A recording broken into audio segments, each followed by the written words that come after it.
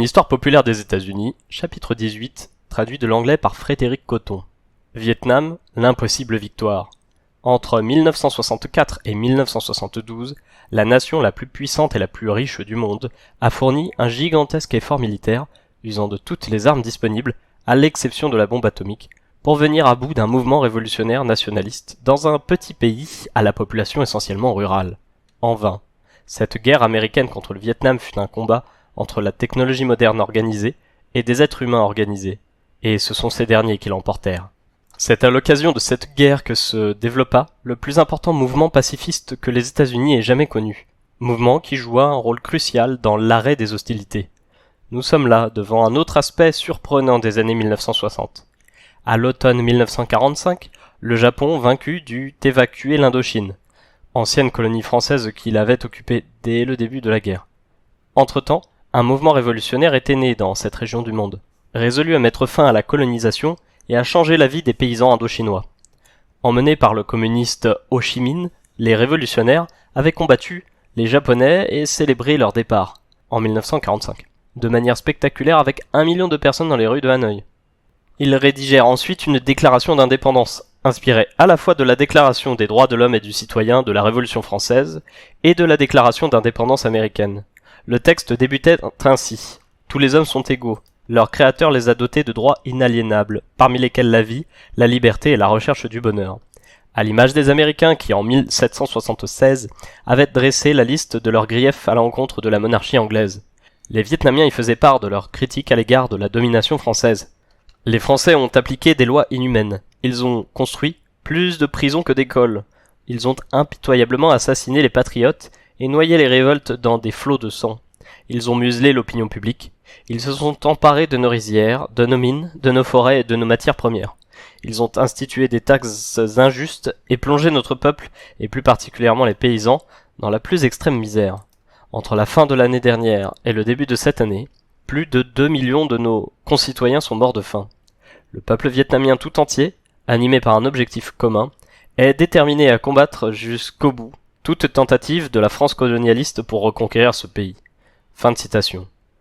Le rapport sur la guerre du Vietnam, du département américain de la défense, destiné à rester confidentiel mais rendu public par Daniel Ellsberg et Anthony Rousseau dans leur fameux Pentagon Papers, décrit ainsi l'action de Ho Chi Minh. Il a fait du Viet Minh la seule force d'envergure nationale capable de combattre aussi bien les Japonais que les Français. Pendant la guerre, il était le seul leader vietnamien à bénéficier d'un soutien d'envergure nationale, et il a su s'assurer la loyauté du peuple vietnamien lorsque, en août-septembre 1945, il expulsa les Japonais, fonda la République démocratique du Vietnam et se prépara à recevoir les futures forces alliées d'occupation. En septembre 1945, le Vietnam fut, pendant quelques semaines, pour la première et unique fois de son histoire récente, libéré de toute domination étrangère et unifié du nord au sud sous l'autorité de Ho Chi Minh. Fin de citation. Mais les puissances occidentales envisageaient déjà de mettre fin à cette indépendance. L'Angleterre, qui occupait le sud de l'Indochine, finit par le rendre aux Français. Les États-Unis persuadèrent la Chine nationaliste dirigée par Chiang Kai-shek, avant la révolution communiste, qui occupait le nord de l'Indochine, d'en faire autant. Ho Chi Minh déclara alors à un journaliste américain « Nous nous retrouvons apparemment seuls. Il va nous falloir compter sur nos propres forces. » Entre octobre 1945 et février 1946, Ho Chi Minh adressa 8 lettres au président Truman, lui rappelant les promesses d'autodétermination inscrites dans la Charte de l'Atlantique. L'un de ces courriers fut également adressé aux Nations Unies. Il dit « Je souhaite attirer l'attention de votre Excellence pour des raisons humanitaires sur la question suivante. 2 millions de Vietnamiens sont morts de faim pendant l'hiver 1944 et au printemps 1945. Des sujets de la politique de privation menée par les Français, qui se sont emparés de notre riz et l'ont stocké jusqu'à ce qu'il pourrisse. Les 3/4 de nos terres cultivées ont été inondées au cours de l'été 1945, avant de subir une terrible sécheresse. Les 5/6 de la récolte attendue ont été perdus. Nombreux sont ceux qui souffrent de la famine. Si les grandes puissances mondiales et les organisations humanitaires internationales ne nous viennent pas en aide, nous allons au devant d'une catastrophe imminente. » Fin de citation. Truman ne daigna même pas répondre. En octobre 1946, les Français bombardèrent Haiphong, un port situé au nord du Vietnam. Ainsi commençait une guerre de 8 ans, entre le mouvement Viet Minh et la France pour déterminer lequel des deux dirigerait le Vietnam. Après la victoire des communistes en Chine en 1949 et la guerre de Corée l'année suivante, les États-Unis commencèrent à apporter une aide militaire massive à la France. Jusqu'en 1954, l'Amérique équipa toute l'armée française d'Indochine de fusils et de mitrailleuses et y investit 1 milliard de dollars. Au total, les États-Unis financèrent 80% de l'effort de guerre français. Pour quelle raison ? On expliquait à l'opinion publique américaine qu'il s'agissait d'aider à stopper la progression du communisme en Asie. Dans les notes confidentielles du Conseil national de sécurité, qui conseille le président en matière d'affaires étrangères, on trouve trace, en 1950, de conversations concernant ce qui serait plus tard désigné sous le nom de théorie des dominos. Comme, pour une rangée de dominos, on pensait que si un pays tombait aux mains des communistes, son voisin le plus proche succomberait également et ainsi de suite. Il fallait donc à tout prix empêcher le premier pays de tomber. En juin 1952, ces mêmes notes confidentielles évoquaient le réseau constitué par les bases militaires américaines situées le long de la côte chinoise, aux Philippines, à Taïwan, au Japon et en Corée du Sud. On peut y lire « Le contrôle du sud-est asiatique par les communistes rendrait particulièrement précaire la position américaine dans les îles du Pacifique et mettrait en péril les intérêts américains en matière de sécurité en Extrême-Orient. Le sud-est asiatique, et en particulier la Malaisie et l'Indonésie, fournit la plus grande part de caoutchouc naturel et d'étain de notre marché intérieur, et regorge de pétrole et autres matières premières d'une importance stratégique évidente. » Fin de citation. On ajoutait que le sort du Japon dépendait largement du riz de cette région du monde. Si le communisme devait s'imposer dans le sud-est asiatique, il serait donc extrêmement difficile d'empêcher le Japon de s'entendre avec les communistes. Fin de citation. En 1953, une commission d'enquête du Congrès déclarait « L'Indochine est extrêmement riche en riz, caoutchouc, charbon et minerais de fer. Sa situation en fait la clé stratégique de tout le sud-est asiatique. » La même année, un rapport du département d'État affirmait que la France était en train de perdre sa guerre en Indochine, pour ne pas avoir su s'assurer un soutien indigène suffisant. Ce rapport redoutait qu'un accord négocié n'entraîne finalement la perte, au profit des communistes, non seulement de l'Indochine, mais de tout le sud-est asiatique, et concluait « Si les Français décidaient vraiment de se retirer, les États-Unis seraient contraints d'envisager très sérieusement la possibilité d'intervenir dans cette région. » Fin de citation. En effet, en 1954, les Français confrontés à une population vietnamienne qui soutenait massivement Ho Chi Minh et le mouvement révolutionnaire durent se retirer. À Genève, une conférence internationale présida aux accords de paix entre la France et le Viet Minh. Les Français devaient se retirer spontanément dans le sud du Vietnam, tandis que le Viet Minh resterait dans le nord. 2 ans plus tard, une élection serait organisée dans un pays réunifié et les Vietnamiens désigneraient alors leur propre gouvernement. Les États-Unis s'empressèrent d'empêcher cette réunification et placèrent le Sud-Vietnam dans la sphère d'influence américaine. Ils installèrent à la tête du gouvernement de Saigon un ancien dirigeant vietnamien, Ngo Dinh Diem, qui avait vécu dans le New Jersey. Les Américains l'incitèrent à rejeter les élections prévues pour la réunification du pays. Au début 1954, le compte-rendu d'une réunion des chefs d'état-major expliquait que, pour les services de renseignement, un règlement de la situation par l'intermédiaire d'élections libres entraînerait presque à coup sûr le passage sous contrôle communiste des États associés, Laos, Cambodge et Vietnam. Diem bloqua à plusieurs reprises les élections demandées par le Viet Minh, et, grâce à l'aide financière et militaire américaine, son gouvernement s'imposa de plus en plus fermement. Selon les Pentagon Papers, le Sud-Vietnam était avant tout la créature des États-Unis. Le régime de Diem devint de plus en plus impopulaire. Ngo Dinh Diem était catholique dans un pays en grande partie bouddhiste, et proche des grands propriétaires terriens dans un pays essentiellement peuplé de petits paysans. Ces vagues tentatives de réformes agraires n'apportèrent aucun changement véritable. Il remplaça les chefs de province locaux par ses propres hommes. En 1962, 88% de ces chefs de province étaient des militaires. Diem emprisonna massivement les opposants qu'il accusait de corruption ou d'immobilisme dans les réformes. L'opposition augmentait rapidement dans les zones rurales, que l'appareil administratif de Diem ne parvenait pas à contrôler. Aux environs de 1958, la guérilla se mit à harceler le régime en place. Le gouvernement communiste de Hanoï lui prodigua son aide, ses encouragements, et envoya certains de ses habitants au sud pour supporter le mouvement de guérilla. La plupart étaient des Vietnamiens du Sud qui avaient émigré au nord à la suite des accords de Genève. Le Front national de libération fut créé dans le sud en 1960. Il rassemblait les différents courants d'opposition au régime et tirait sa force des paysans sud-vietnamiens qui voyaient en lui le moyen de changer leur vie quotidienne.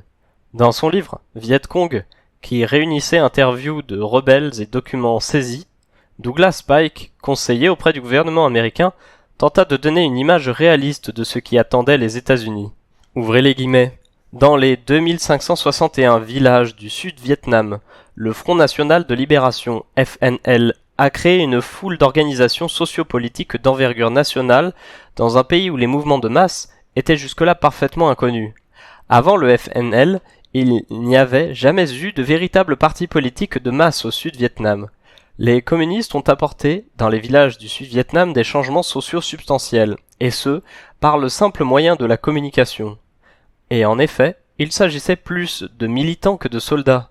Ce qui m'a le plus surpris avec le FNL, c'est qu'il place la révolution sociale avant la guerre, continuait Pike. Il fut également impressionné par la participation massive des paysans au mouvement.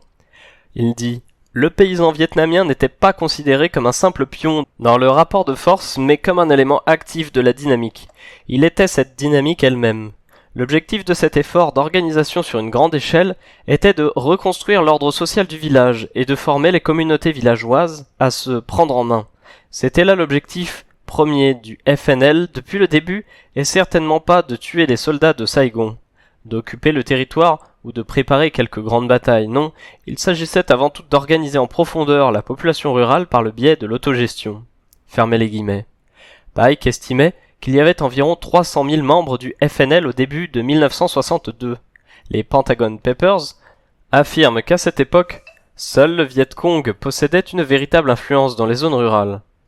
Lorsque Kennedy prit ses fonctions en 1961, il poursuivit la politique de Truman et d'Eisenhower dans le sud-est asiatique. Immédiatement, il trouva un plan secret qui prévoyait diverses interventions militaires au Vietnam et au Laos, parmi lesquelles, selon les Pentagon Papers, l'expédition d'agents au Nord-Vietnam pour réorganiser des sabotages et des opérations ciblées. En 1956, Kennedy avait déjà célébré le formidable succès du président Diem et affirmé au sujet du Vietnam de Diem que son libéralisme politique était une source d'inspiration. Fermez les guillemets. Un jour de mai 1963, un moine bouddhiste s'immola par le feu sur une place de Saigon. D'autres moines bouddhistes suivirent son exemple pour faire connaître au monde, de manière spectaculaire, leur opposition au régime de Diem. La police s'en prit aux pagodes et aux temples bouddhistes, blessant 30 moines et arrêtant 1400 personnes. Diem décida de faire fermer temples et pagodes, et la ville fut le théâtre de nombreuses manifestations. La police tira sur la foule, tuant 4 personnes. En signe de protestation, 10 000 personnes manifestèrent à leur tour à Hue, l'ancienne capitale du pays. Les accords de Genève autorisaient les États-Unis à envoyer 685 conseillers militaires au sud du Vietnam. Eisenhower en expédia plusieurs milliers. Sous Kennedy, leur nombre passa à 16 000, et certains d'entre eux commencèrent à participer aux opérations militaires sur le terrain. Malgré tout, Diem courait à la défaite. La plupart des zones rurales du Sud-Vietnam étaient désormais contrôlées par les villageois eux-mêmes, encadrés par le FNL. Diem devint vite une gêne, un obstacle à la mainmise effective des Américains sur le Vietnam. Quelques généraux vietnamiens complotèrent pour renverser le régime tout en gardant contact avec le responsable local de la CIA, Lucien Conein. Celui-ci rencontra secrètement l'ambassadeur américain, Henry Cabot Lodge, qui accepta avec enthousiasme le projet de coup d'État. Le 25 octobre 1963, Lodge informait le conseiller de Kennedy, McGeorge Bundy, qu'il avait personnellement approuvé toutes les rencontres entre le général Tran Van Don et Conein.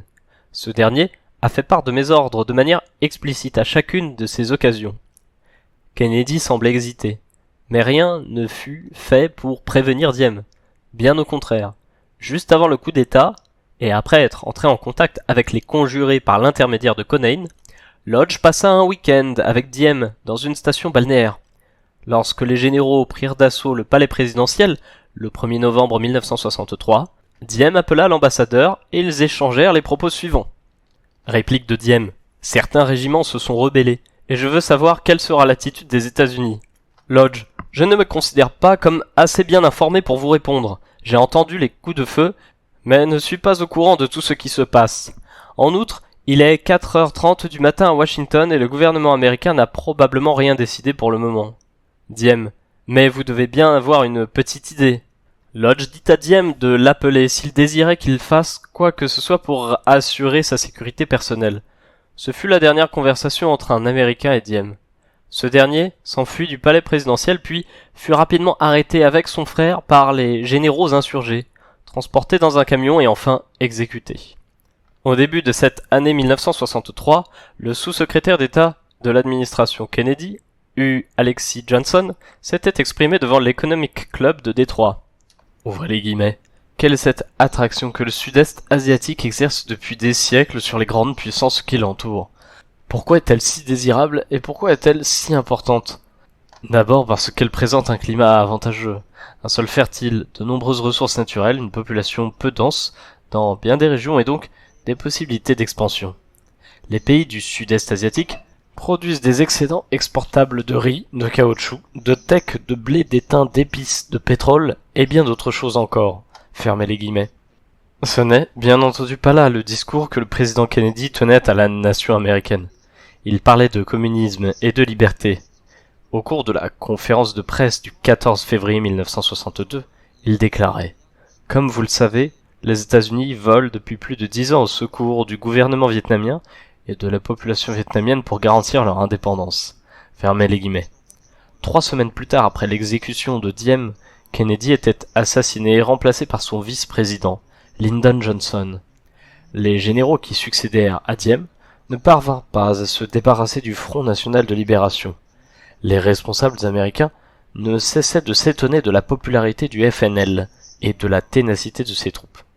Les historiens du Pentagone rapportaient que, lorsque Eisenhower rencontra Kennedy, le nouveau président élu en janvier 1961, il s'étonna de ce que, au cours des interventions de ce genre, dit-il, il semble que le moral des forces communistes soit toujours meilleur que celui des forces démocratiques. Fermez les guillemets. De son côté, le général Maxwell Taylor déclarait fin 1964 la capacité du Viet Cong à renouveler continuellement ses unités et à tirer avantage de ses pertes est un des mystères de cette guerre de harcèlement. Non seulement les troupes du Viet Cong renaissent de leurs cendres tel le phénix, mais elles ont une stupéfiante capacité à conserver un moral élevé. Rares ont été les occasions où nous avons pu constater une dégradation du moral chez les Viet Cong, capturés ou à la lecture des documents saisis chez eux. Fermez les guillemets. Au début du mois d'août 1964, le président Johnson prétextait une étrange concordance d'événements qui s'étaient déroulés dans le golfe du Tonkin, au large des côtes nord-vietnamiennes, pour démarrer une guerre de grande ampleur au Vietnam. Johnson et son secrétaire d'État à la Défense, Robert McNamara, informèrent la population américaine que des torpilles nord-vietnamiennes avaient attaqué des destroyers américains. McNamara prétendit que, au cours d'une patrouille de routine dans les eaux internationales, le destroyer américain Maddox, M-A-D-D-O-X, avait été l'objet d'une agression injustifiable, disait-il. Il apparut plus tard que cet épisode du golfe du Tonkin était un coup monté et que les plus hauts responsables américains avaient menti au peuple comme Kennedy quelques années auparavant au sujet de la baie des Cochons. En réalité, la CIA était bel et bien engagée dans une opération secrète dont la cible étaient les installations côtières nord-vietnamiennes. Ainsi, s'il y avait bien eu une attaque, elle n'était certes pas injustifiable. En outre, il ne s'agissait pas d'une patrouille de routine. Le Maddox était en mission d'espionnage. De même, il ne naviguait pas dans les eaux internationales mais en zone vietnamienne. Par ailleurs, contrairement à ce qu'avait prétendu McNamara, aucune torpille ne fut tirée contre le Maddox. Une autre attaque, entre guillemets, contre un autre destroyer américain, 2 nuits plus tard, événement que Johnson qualifia d'agression délibérée, semble également avoir été inventé de toutes pièces. À l'époque de l'incident, le secrétaire d'État Rusk fut interviewé à propos de cette agression injustifiée sur la chaîne de télévision NBC. Ouvrez les guillemets. Eh bien, franchement, je ne suis toujours pas en mesure de vous donner une explication satisfaisante. Il y a un gouffre d'incompréhension entre leur monde et le nôtre, idéologiquement parlant. Ce que nous estimons être le monde réel, ils le voient de manière bien différente. Leur logique est complètement différente. Aussi est-il très difficile d'entrer en contact les uns avec les autres par-dessus ce fossé idéologique. Fermez les guillemets. L'agression du Tonkin entraîna le vote d'une résolution du Congrès, à l'unanimité pour la Chambre des représentants et avec 2 voix contre seulement au Sénat, qui autorisait le président Johnson à déclencher une opération militaire dans le sud-est asiatique s'il l'estimait nécessaire. 2 mois avant les événements du Tonkin, les responsables du gouvernement américain s'étaient réunis à Honolulu et avaient discuté de l'éventualité d'une telle résolution. Lors de cette réunion, si l'on en croit les Pentagon Papers, Rusk aurait prévenu que l'opinion américaine était pour le moment sérieusement divisée au sujet de notre politique dans le sud-est asiatique. En conséquence, le président avait besoin d'un soutien certain. La résolution sur le Tonkin donnait au président le pouvoir de déclarer la guerre sans avoir à demander au préalable, comme l'exigeait la Constitution, la permission du Congrès. La Cour suprême, gardienne prétendument vigilante du respect de cette Constitution, reçut pendant toute la durée de la guerre des pétitions lui demandant de décréter l'inconstitutionnalité de la guerre. Elle refusa à chaque fois d'envisager la question. Juste après cette affaire du Tonkin, l'aviation américaine commença à bombarder le Nord-Vietnam. En 1965, plus de 200 000 soldats américains furent envoyés au Sud-Vietnam, et 200 000 autres en 1966. Début 1968, ils étaient plus de 500 000, et l'aviation américaine se livrait à des bombardements d'une ampleur rarement atteinte dans l'histoire du monde. Rares étaient les témoignages des souffrances humaines provoquées par ces bombardements qui réussissaient à sortir du Vietnam. Le 5 juin 1965, le New York Times publiait une dépêche en provenance de Saigon. Alors que les communistes abandonnaient Quang Ngai, lundi dernier, les bombardiers américains ont pilonné les collines dans lesquelles ils s'étaient abrités. De nombreux Vietnamiens, environ 500, sont morts sous les bombes. Selon les Américains, il s'agissait de soldats Viet Cong, mais les 3/4 des blessés, qui se rendirent ensuite dans un hôpital vietnamien pour y faire soigner les brûlures dues au napalm, étaient de simples villageoises. Le 6 septembre, nouvelle dépêche en provenance de Saigon. Le 15 août, dans la province de Bien Hoa, dans le sud de Saigon, l'aviation américaine a bombardé accidentellement une pagode bouddhiste et une église catholique. C'est la 3e fois que cette pagode est bombardée cette année. Un temple de la secte religieuse Cao Dai, dans la même région, a été bombardé 2 fois cette année. Dans une autre province du Delta, une femme a eu les 2 bras complètement brûlés par le napalm et ses paupières sont si gravement touchées qu'elle ne peut plus fermer les yeux. Lorsqu'il est l'heure de dormir, sa famille doit lui mettre une couverture sur la tête. Au cours de la même attaque, cette femme a vu 2 de ses enfants mourir. Rares sont les Américains qui se réjouissent de ce que leur pays fait subir au Sud-Vietnam. Des civils innocents y meurent tous les jours. Fermez les guillemets. De vastes régions du Sud-Vietnam furent déclarées Free Fire Zones, c'est-à-dire que tous ceux qui y demeuraient, civils, personnes âgées et enfants compris, étaient considérés comme des ennemis. Les bombardements y étaient permanents. Les villages soupçonnés de recueillir des Viet Cong étaient la cible de la stratégie dite « trouve et détruit ». Les hommes en âge de porter une arme étaient exécutés, les maisons étaient incendiées, et les femmes et enfants et vieillards étaient expédiés dans des camps de réfugiés. Dans son livre The Village of Ben Suk, Jonathan Shell décrit une de ces opérations. Le village avait été cerné, pris d'assaut. Un homme à bicyclette fut abattu. 3 personnes qui déjeunaient près de la rivière furent également tuées. Les maisons détruites, les femmes, les enfants et les vieillards regroupés et expulsés de leurs demeures ancestrales. Au cours d'une opération surnommée Opération Phoenix, la CIA fit exécuter secrètement et sans procès plus de 20 000 personnes suspectées d'appartenir au Parti communiste clandestin. En février 1975, un analyste pro-gouvernemental écrivit dans le Foreign Affairs « Bien que le programme Phoenix ait indubitablement fait de nombreuses victimes innocentes, il a réussi à éliminer nombre de membres de l'infrastructure communiste. » Fermez les guillemets. Après la guerre, les documents que la Croix-Rouge internationale mit à disposition du public apportaient la preuve qu'au plus fort de la guerre, dans les camps de prisonniers du Sud-Vietnam, entre 65 000 et 70 000 personnes avaient été détenues, battues ou torturées en présence, et parfois même avec la participation active, des conseillers américains. Les observateurs de la Croix-Rouge avaient pu observer des brutalités continuelles et systématiques dans les 2 principaux camps de prisonniers du Sud-Vietnam, Phu Quoc et Quy Non, où étaient cantonnés des conseillers américains. À la fin de la guerre, 7 millions de tonnes de bombes avaient été larguées sur le Vietnam, plus de 2 fois la quantité de bombes tombées en Europe et en Asie pendant la Seconde Guerre mondiale. On estime à une vingtaine de millions le nombre de cratères formés par ces bombes dans le pays. En outre, des produits toxiques avaient été répandus pour détruire toute végétation. Une région de la taille du Massachusetts fut ainsi détruite par ces défoliants. Les mères vietnamiennes purent constater de nombreux problèmes de naissance chez leurs enfants. Des biologistes de Yale, qui, après avoir testé ce même produit sur les souris, avaient constaté des infirmités de naissance et déclarèrent qu'il n'y avait pas de raison de penser que les effets sur l'être humain soient différents. Le 16 mars 1968, une compagnie de soldats américains investit le hameau de My Lai 4, dans la province de Quang Ngai. Tous les habitants du village furent regroupés dans une fosse, y compris des vieillards et des femmes tenant des enfants dans leurs bras, avant d'y être tous exécutés méthodiquement par les soldats. Lorsque le procès du lieutenant William Calley eut lieu plus tard, le New York Times publia le témoignage du soldat James Dursey. Ouvrez les guillemets. Le lieutenant Calley est un fusilier qui pleurait nommé Paul D. Midlow. Il avait donné des bonbons aux enfants avant de les exécuter. Poussèrent les prisonniers dans la fosse. Le lieutenant Calley a donné l'ordre de tirer. Je ne me souviens plus exactement comment, mais c'était quelque chose comme feu à volonté. Midlow s'est tourné vers moi et m'a dit « Mais tire, bon Dieu, pourquoi tu tires pas ?» Il pleurait en même temps. J'ai dit que je ne pouvais pas, que je ne le ferais pas. Alors le lieutenant Calley et Midlow ont pointé leurs fusils vers la fosse et ils ont tiré. Les gens tombaient les uns sur les autres et les mères essayaient de protéger leurs enfants. Fin de citation. Dans son livre My Lai 4, le journaliste Seymour Hersh raconte que lorsque les enquêteurs de l'armée sont arrivés dans la zone interdite en novembre 1969 pour l'affaire de My Lai, ils ont découvert des fosses communes dans 3 endroits différents et une fosse pleine de cadavres.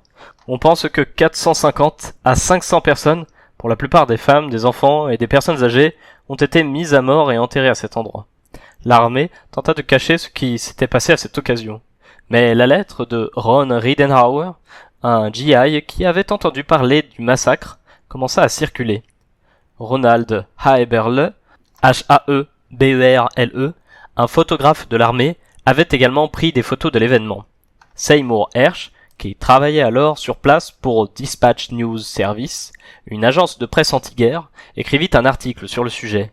En outre, le récit de ce massacre était paru en mai 1968 dans 2 publications françaises, Vietnam en lutte et une autre publiée par la délégation nord-vietnamienne au pourparlers de paix de Paris, sans que la presse américaine y prêtât la moindre attention.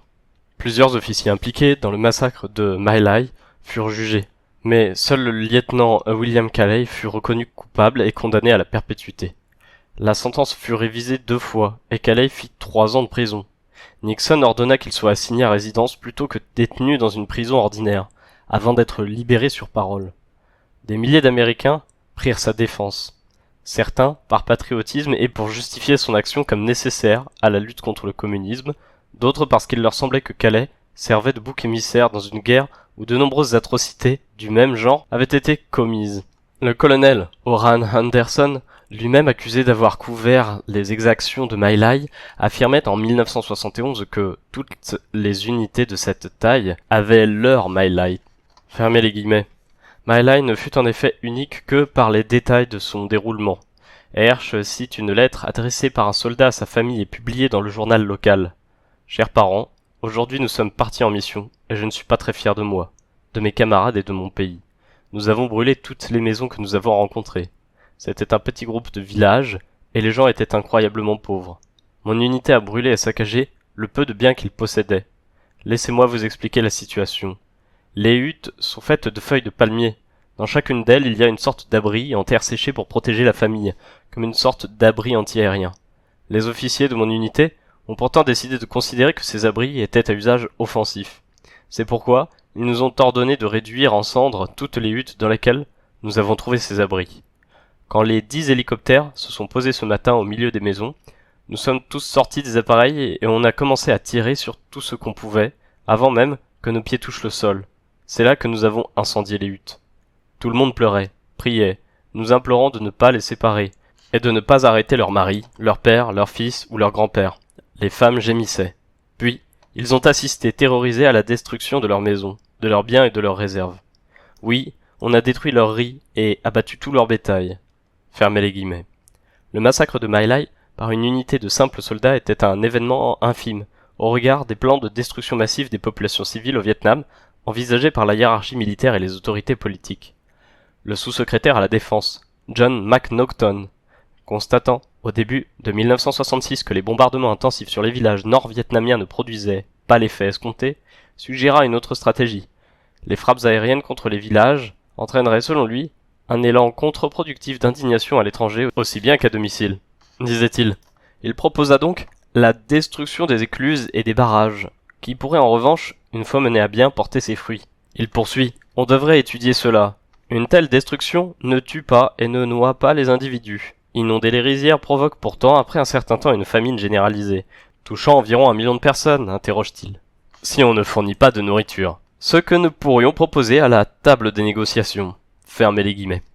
Plus le gouvernement de Saigon devenait impopulaire, plus les efforts pour y remédier se faisaient désespérés.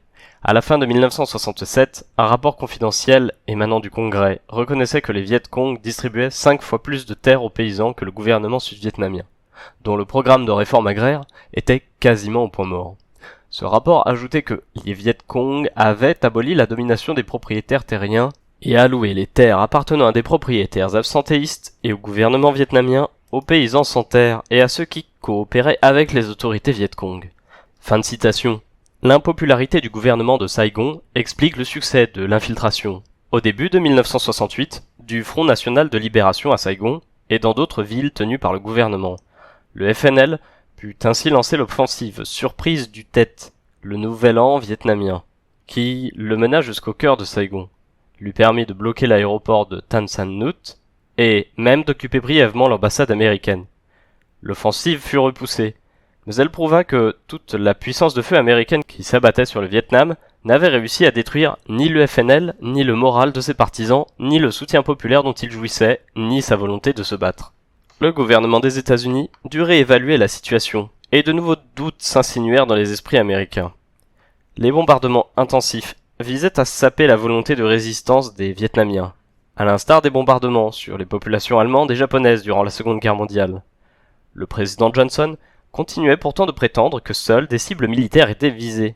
Le gouvernement utilisait des expressions telles que « donner un nouveau tour de vis » pour évoquer ces bombardements. Les Pentagon Papers indiquent que la CIA proposait en 1966 un programme de bombardement intensifié, dirigé selon ses propres termes contre la volonté du régime en tant que cible systématique. Pendant ce temps, de l'autre côté de la frontière vietnamienne, au Laos, où un régime de droite installé par la CIA était confronté à une rébellion, la plaine de Jars, l'une des plus belles régions du monde, était complètement détruite par les bombes américaines. Aux États-Unis, ni la presse ni le gouvernement n'en parlèrent. Mais un Américain qui vivait au Laos, Fred Bronfman, raconta cette histoire dans son livre Voices from the Plain of Jars. De mai à 1964, nous dit-il, jusqu'à septembre 1969, plus de 25 000 attaques aériennes ont pris pour cible la plaine de Jars sur laquelle 75 000 tonnes de bombes ont été larguées, causant des milliers de morts et de blessés. Des dizaines de milliers de personnes entrèrent dans la clandestinité et la société civile fut complètement détruite. Fin de citation. Bronfman, qui parlait le laotien et vivait dans un village avec sa famille laotienne, interviewa des centaines de réfugiés, fuyant les bombardements pour se rendre à Vientiane, la capitale. Il enregistra leurs témoignages et conserva leurs dessins. Une infirmière de 26 ans, originaire de Xieng Quang, racontait la vie dans son village. Ouvrez les guillemets. Je ne faisais qu'un avec la terre, l'air, les champs, les hauts plateaux, les rizières et les cultures de mon village. Chaque jour et chaque nuit, à la lumière de la lune, moi et mes amis nous promenions, en riant et en chantant à travers la forêt et les champs, au milieu des chants d'oiseaux. À l'époque des récoltes et à celle des semailles, nous travaillions tous ensemble, qu'il pleuve ou qu'il fasse beau, luttant contre la pauvreté et la misère en cultivant la terre comme l'avaient fait nos ancêtres avant nous. Mais en 1964 et 1965, j'ai senti la terre trembler et entendu le bruit des bombes qui explosaient aux alentours. On a commencé à entendre le bruit des avions qui tournaient sans cesse dans le ciel. L'un d'entre eux piqua finalement sur nous dans un bruit de tonnerre pendant qu'une lumière aveuglante et de la fumée recouvrait tout, si bien qu'on n'y voyait plus rien. Tous les jours, nous échangions des nouvelles des bombardements avec les villages voisins, les maisons détruites, les blessés et les morts. Dans les trous, elle cite les paroles. À cette époque, nous n'avions que les trous pour sauver notre peau. Nous, les jeunes, nous creusions des trous à la sueur de notre front pour nous protéger, au lieu d'être dans les rizières et dans les forêts à cultiver ce dont nous avions besoin pour vivre. Fermez les guillemets. Une autre jeune fille explique pourquoi le mouvement révolutionnaire laotien, le Néo-Lao, l'avait séduite, elle et nombre de ses amis. En tant que jeune fille, Je trouvais que le passé n'avait jamais été très bon pour nous parce que les hommes nous maltraitaient et se moquaient de nous, le sexe faible. Mais lorsque le Néo-Lao a commencé à gouverner la région, cela s'est mis à changer. Avec le Néo-Lao, les choses ont changé psychologiquement. Il disait que les femmes devaient être aussi braves que les hommes. Par exemple, même si j'étais déjà allé à l'école auparavant, les aînés voulaient m'empêcher de continuer. Il m'avait dit que ça ne me servirait à rien puisque je ne pourrais jamais espérer, même avec des diplômes, obtenir un des postes élevés qui étaient réservés aux enfants de l'élite riche. Mais le Néo-Lao disait que les femmes devaient avoir la même éducation que les hommes et il nous accordait les mêmes avantages à tous et ne permettait à personne de nous exploiter. Les anciennes organisations étaient remplacées par de nouvelles. Par exemple, la plupart des nouveaux professeurs et des nouveaux médecins qui étaient formés étaient des femmes. Ils ont changé la vie des plus pauvres, parce qu'ils partageaient la terre de ceux qui possédaient de nombreuses rizières avec ceux qui n'en avaient pas. Fermez les guillemets.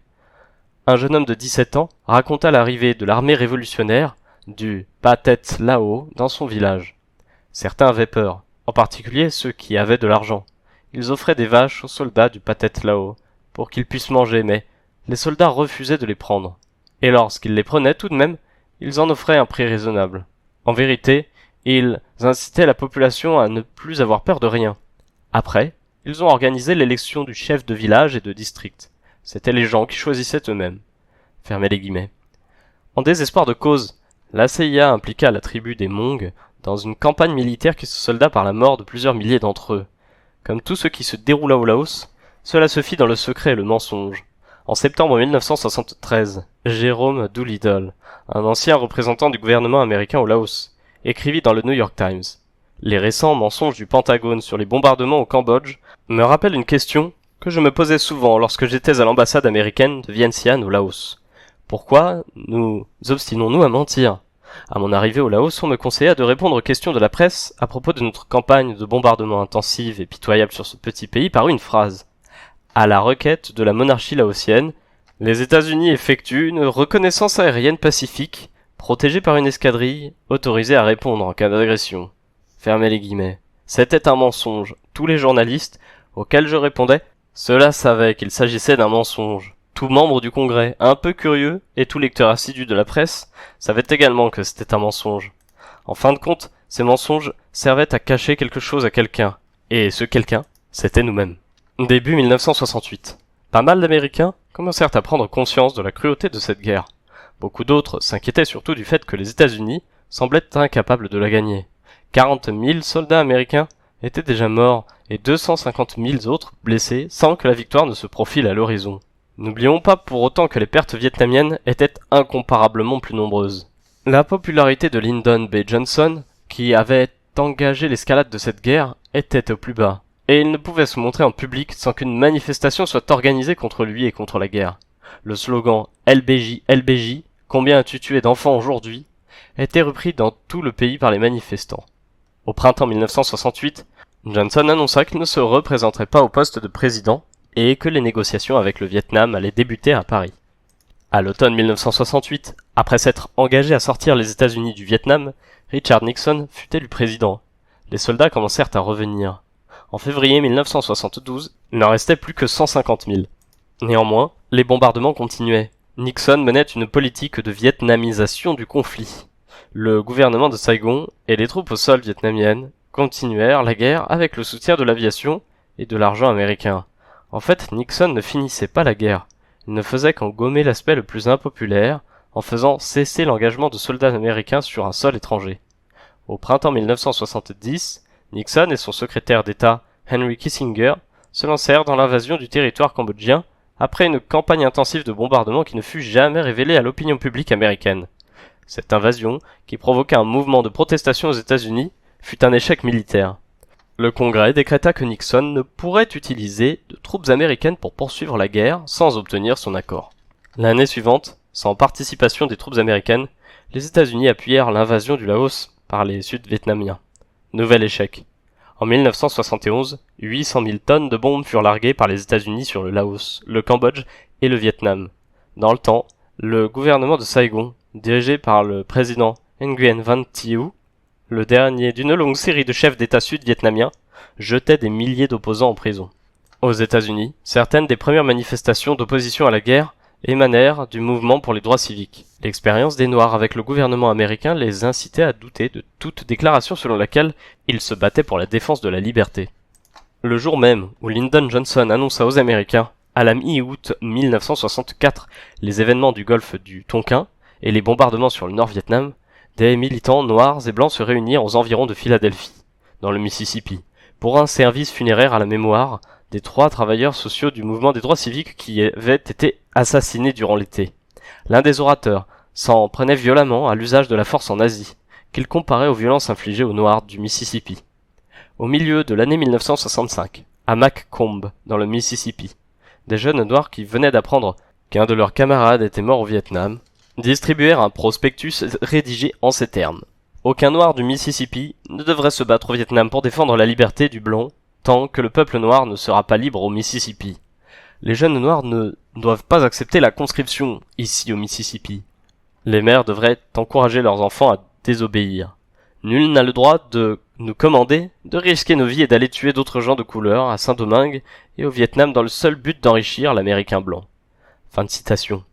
Lorsque, lors d'une visite au Mississippi, le secrétaire à la Défense, Robert McNamara, qualifia le sénateur John Stennis, raciste, notoire, d'homme de grande qualité, des étudiants noirs et blancs manifestèrent en signe de protestation avec des écriteaux à la mémoire des enfants brûlés du Vietnam.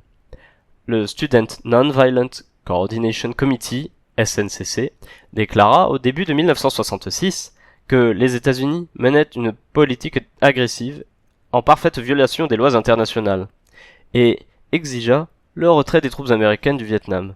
Cet été-là, 6 membres du SNCC furent arrêtés pour s'être introduits dans un bureau d'incorporation à Atlanta.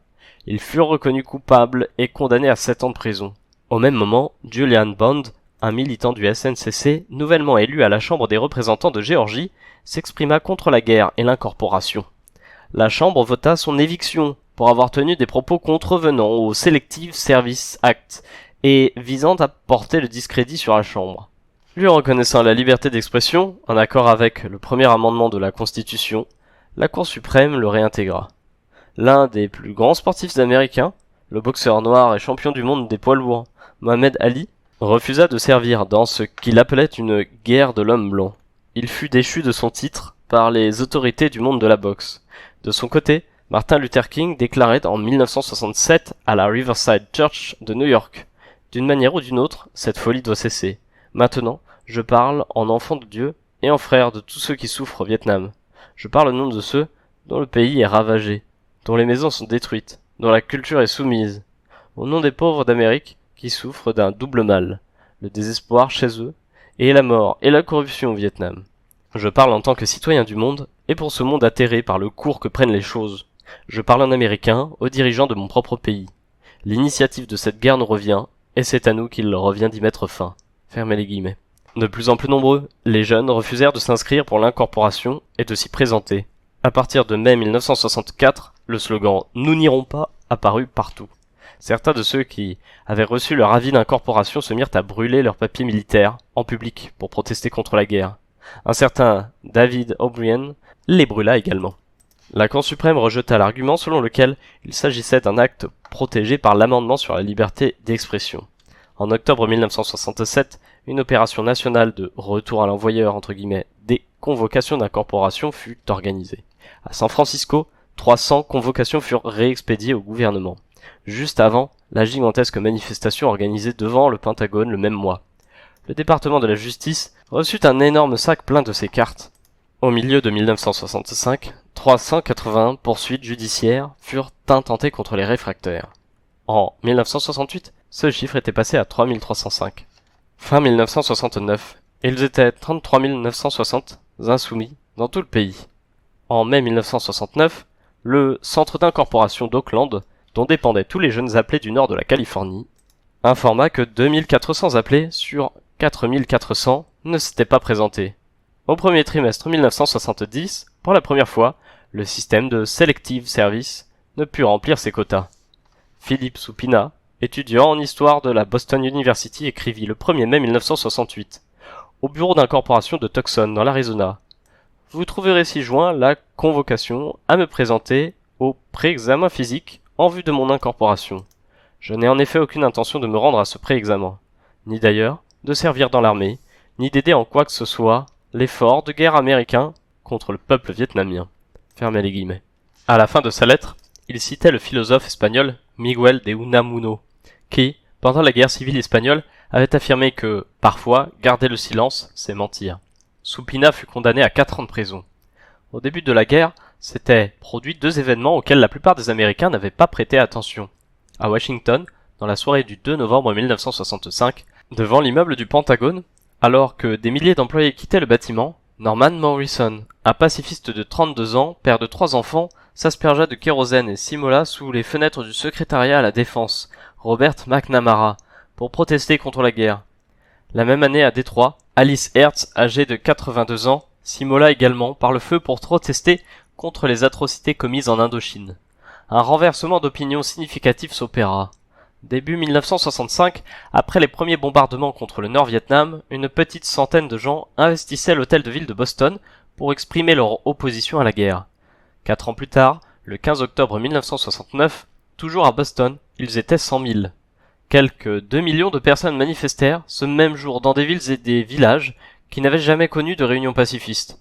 À l'été 1965, une poignée de gens s'étaient rassemblés à Washington pour manifester contre la guerre, avec en tête du cortège l'historien Stockton Lynd, le militant de la SNCC Bob Moses et le fameux pacifiste David Dellinger, qui, tous 3, furent aspergés de peinture rouge par des provocateurs. En 1970, les rassemblements pour la paix qui se tenaient à Washington attiraient des centaines de milliers de personnes. En 1971, 20 000 individus se rendirent à Washington pour exprimer leur indignation devant la poursuite des violences au Vietnam et essayèrent de bloquer le trafic routier. 14 000 d'entre eux furent finalement interpellés au cours de ce qui resta comme la plus grande arrestation de l'histoire américaine. Des centaines de volontaires des Peace Corps protestèrent également contre la guerre. Au Chili, 92 d'entre eux s'opposèrent au directeur de leur organisation et publièrent une circulaire contre la guerre. 800 de leurs vétérans signèrent une déclaration commune contre les événements du Vietnam. Le poète Robert Powell refusa de se rendre à une invitation de la Maison-Blanche. Arthur Miller, également invité, fit répondre que « lorsque les armes parlent, les arts se meurent ». Fermez les guillemets. La chanteuse Eartha Kitt, également invitée à déjeuner à la Maison-Blanche, choqua tout le monde en s'exprimant contre la guerre devant la femme du président. Enfin, à la Maison-Blanche, toujours, un adolescent invité à recevoir un prix se présenta pour critiquer la guerre. À Hollywood, des artistes édifièrent une tour de protestation de 18 mètres de haut sur Sunset Boulevard. Lors de la remise du National Book Award à New York, une cinquantaine d'écrivains et d'éditeurs sortirent de la salle pendant le discours du vice-président Humphrey pour protester contre son rôle dans la conduite de la guerre. À Londres, 2 jeunes Américains firent irruption au beau milieu de l'élégante fête de l'indépendance organisée par l'ambassadeur et portèrent un toast à tous les morts et mourants au Vietnam. On les fit rapidement expulser. Dans l'océan Pacifique, 2 jeunes marins américains détournèrent un navire qui transportait des bombes destinées au Vietnam. Durant 4 jours, ils restèrent aux commandes du navire et de son équipage en se dopant aux amphétamines afin de rester éveillés jusqu'à ce que le bateau atteigne le Cambodge. Fin 1972, une dépêche de l'Associated Press, en provenance de York, en Pennsylvanie, annonçait que 5 militants pacifistes avaient été arrêtés par la police et étaient soupçonnés de s'être livrés au sabotage de matériel ferroviaire aux environs d'une usine fabriquant des bombes utilisées au Vietnam. Fermez les guillemets. La classe moyenne et les professions libérales, d'ordinaire peu enclines au militantisme, se mirent également à hausser le ton. En mai 1970, le New York Times titrait « 1000 éminents hommes de loi se joignent aux pacifistes ». Le milieu des affaires se mit à craindre que la guerre n'aille finalement à l'encontre de ses intérêts à long terme. Le Wall Street Journal alla jusqu'à critiquer la poursuite de la guerre. À mesure que la guerre devenait plus impopulaire, certaines personnalités proches du gouvernement et même certains membres du gouvernement commencèrent à briser la loi du silence. Daniel Ellsberg en fournit l'exemple le plus spectaculaire. Économiste formé à Harvard et ancien officier de l'armée, Ellsberg travaillait pour la RAND Corporation, qui effectuait des recherches spécialisées et parfois secrètes pour le gouvernement américain. Daniel Ellsberg participa à la rédaction de l'histoire du Vietnam par le département de la Défense, avant de décider, avec l'aide de son ami Anthony Rousseau, un ancien employé de la RAND, de rendre public ce document ultra confidentiel. Les 2 amis s'étaient rencontrés à Saigon, où ils avaient été scandalisés par leurs expériences directes de la guerre et horrifiés par ce que les Américains faisaient subir au peuple vietnamien. Les deux hommes passèrent de nombreuses nuits dans les bureaux d'un ami à photocopier les 7000 pages du document. Ellsberg fit parvenir ces copies à quelques membres du Congrès et au New York Times. En juin 1971, ce journal fit paraître des extraits de ce qui allait bientôt être connu sous le nom de Pentagon Papers. Ce fut un tollé général.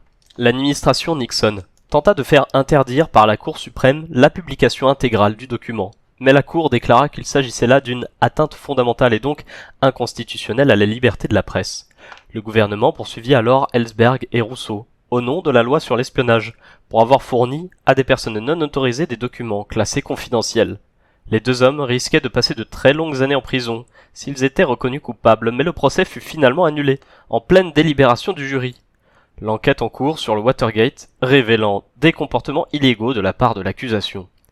L'acte courageux d'Ellsberg rompait avec l'attitude habituelle des dissidents au sein de l'administration américaine qui préféraient bien souvent garder le silence en attendant que se produisent de menus changements politiques. Un collègue d'Ellsberg lui conseilla vivement de ne pas tout foutre en l'air, de ne pas se suicider, de ne pas quitter le gouvernement où il était dans la place. Ellsberg lui répondit qu'il existait une vie en dehors du pouvoir exécutif. Fermez les guillemets. Assez tôt, le mouvement pacifiste fut rejoint par d'étranges soutiens, des prêtres et des religieuses de l'Église catholique. Certains avaient été sensibilisés par le mouvement des droits civiques, d'autres par leur expérience en Amérique latine, où ils avaient pu constater la misère et l'injustice qui régnait dans les pays sous influence américaine. À l'automne 1967, le père Philip Beringan, un prêtre joséphite qui avait participé à la Seconde Guerre mondiale, accompagné par l'artiste Tom Lewis et ses amis David Eberhardt et James Mangle, se rendit dans un bureau d'incorporation de Baltimore, dans le Maryland, aspergea les registres de sang et attendit qu'on vienne l'arrêter. Ils furent jugés et condamnés à des peines allant de 2 à 6 ans de prison. On nous précise que les joséphites sont un ordre religieux catholique américain entièrement voué à l'évangélisation de la communauté afro-américaine. Au mois de mai suivant, Philip Beringan, en liberté surveillée durant l'instruction de son procès, son frère Daniel, un jésuite qui s'était rendu au Nord-Vietnam où il avait pu constater les effets des bombardements américains, et 7 autres personnes se rendirent au bureau d'incorporation de Catonsville dans le Maryland et s'emparèrent des registres pour y mettre le feu. Cette affaire devint fameuse sous le nom des 9 de Catonsville. Daniel Beringan écrivit ensuite une méditation. Ouvrez les guillemets. Toutes nos excuses, cher ami, pour avoir troublé l'ordre public, brûlé des papiers au lieu d'enfants et irrité les gardiens du charnier. Que Dieu nous pardonne, nous ne pouvions faire autrement. Nous déclarons, le meurtre c'est le désordre, la vie, la douceur, l'altruisme et le sens de la communauté constituent le seul ordre que nous reconnaissons. Pour la sauvegarde de cet ordre, nous risquons notre liberté et notre honneur. Les temps sont révolus, où les hommes de bien peuvent continuer de se taire, où l'obéissance peut protéger l'homme de tous les dangers, où le pauvre peut mourir sans qu'on le défende. Fermez les guillemets. Lorsque son appel fut définitivement rejeté, et qu'il lui fallut se rendre en prison, Daniel Beringan disparut. Le FBI le rechercha assidûment. Il participa aux fêtes pascales de la Cornell University, où il avait enseigné. Il monta sur scène sous les yeux d'une quinzaine d'agents du FBI qui le cherchaient dans la foule. À l'extinction des lumières, il se cacha dans l'une des figurines géantes de la troupe Bread and Puppet exposée sur la scène. Il finit par trouver refuge dans une ferme voisine, où il vécut dans la clandestinité pendant 4 mois, écrivant des poèmes, des articles et donnant des interviews. Il alla même jusqu'à se rendre dans une église de Philadelphie pour y faire un sermon, avant de disparaître à nouveau. Daniel Beringan fut finalement localisé grâce à l'interception d'un courrier par un informateur du FBI, puis emprisonné. Mary Moylan, ex-religieuse et seule femme parmi les 9 de Catonsville, refusa également de se rendre au FBI.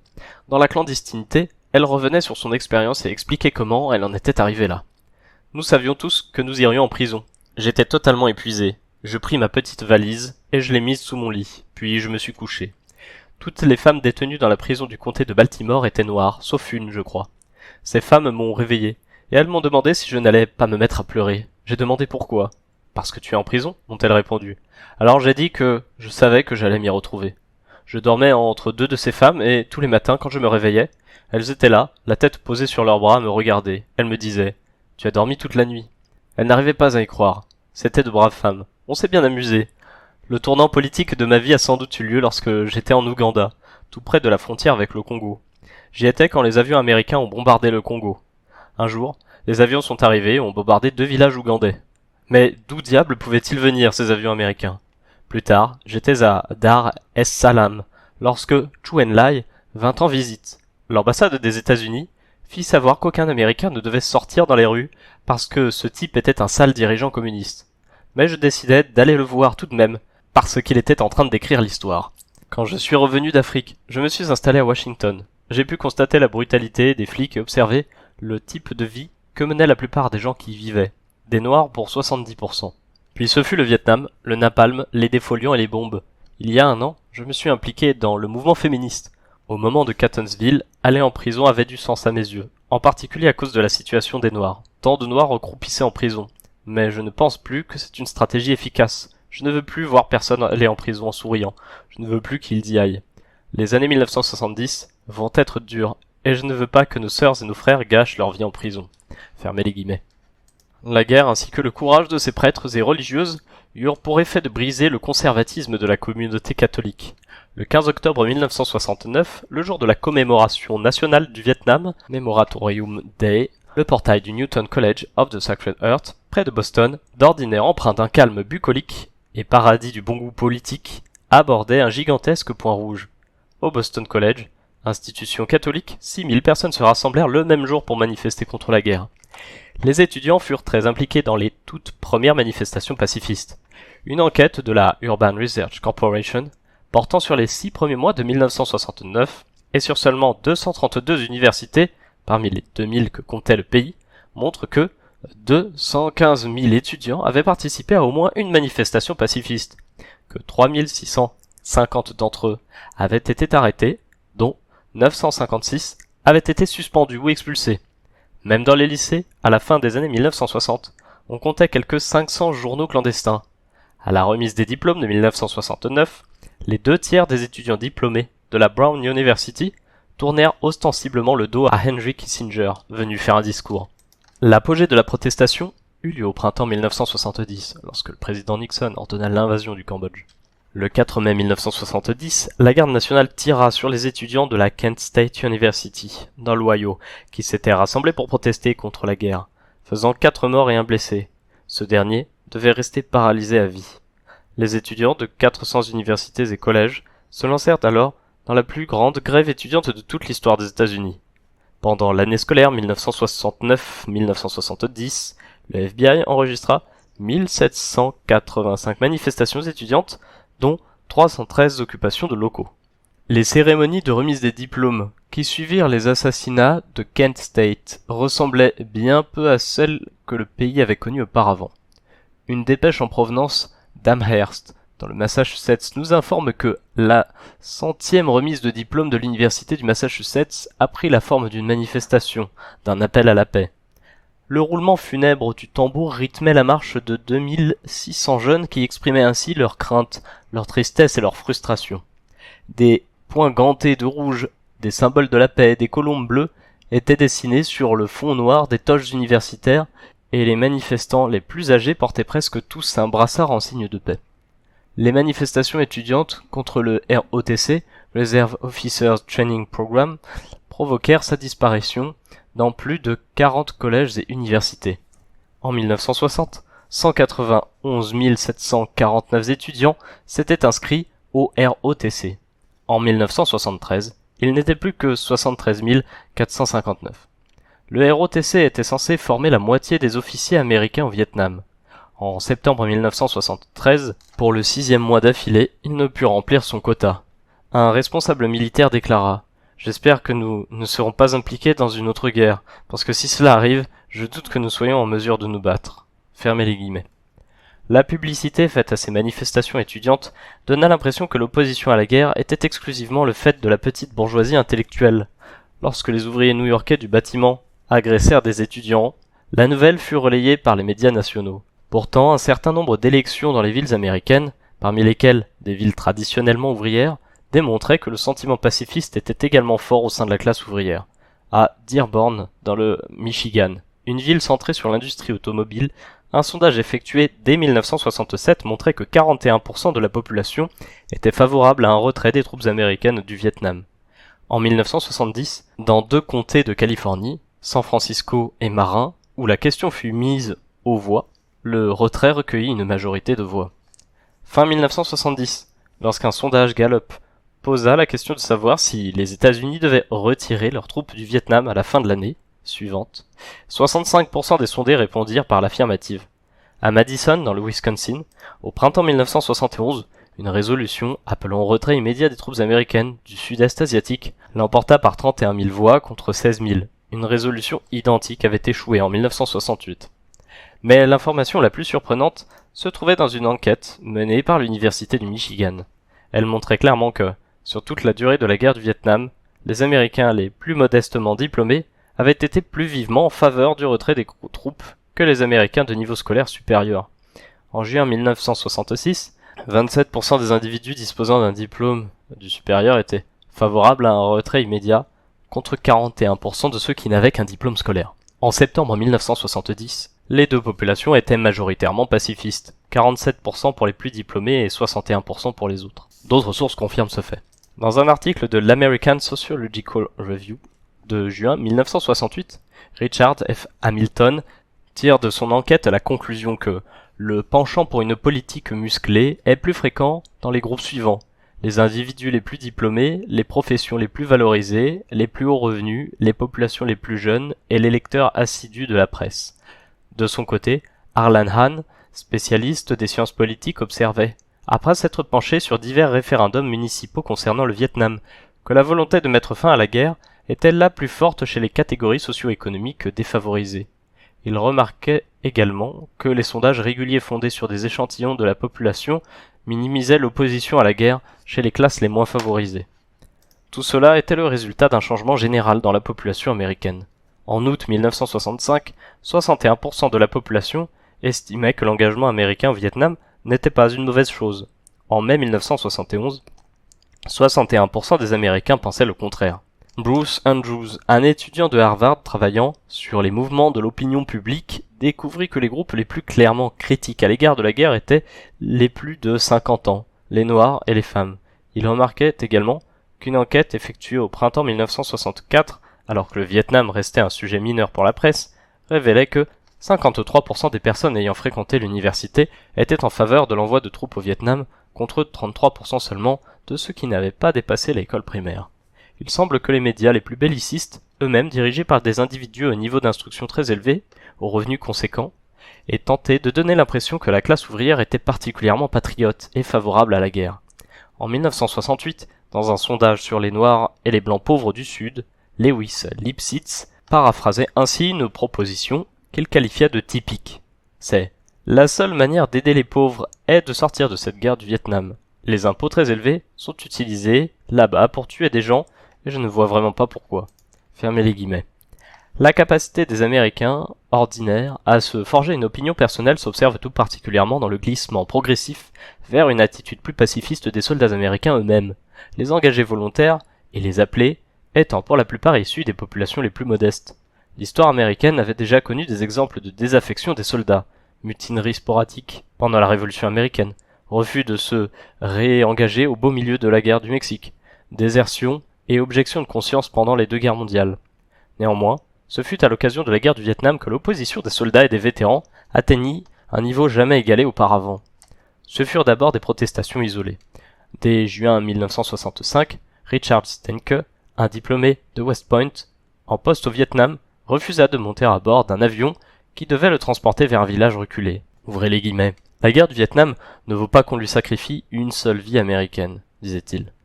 Stenke passa en cour martiale et fut chassé de l'armée. L'année suivante, 3 soldats, un noir, un portoricain et un italo-lituanien, tous de milieux défavorisés, refusèrent de partir pour le Vietnam, dénonçant le caractère immoral, illégal et injuste de la guerre. Ils passèrent également en cour martiale et furent jetés en prison. Au début de 1967, le capitaine Howard Levy, médecin militaire à Fort Jackson en Caroline du Sud, refusa d'enseigner au Bérets Verts, une force spéciale d'élite de l'armée américaine. Il déclara que ces gens étaient des assassins de femmes et d'enfants, et des tueurs de paysans. Il fut également jugé par une cour martiale pour avoir tenu des propos appelant à la désertion. Le président du tribunal militaire, un colonel, déclara que la véracité des propos tenus ne faisait pas l'objet du procès en cours. Levy fut condamné et emprisonné. Les actes individuels se multiplièrent. Un soldat noir refusa d'embarquer dans un transport de troupes à destination du Vietnam.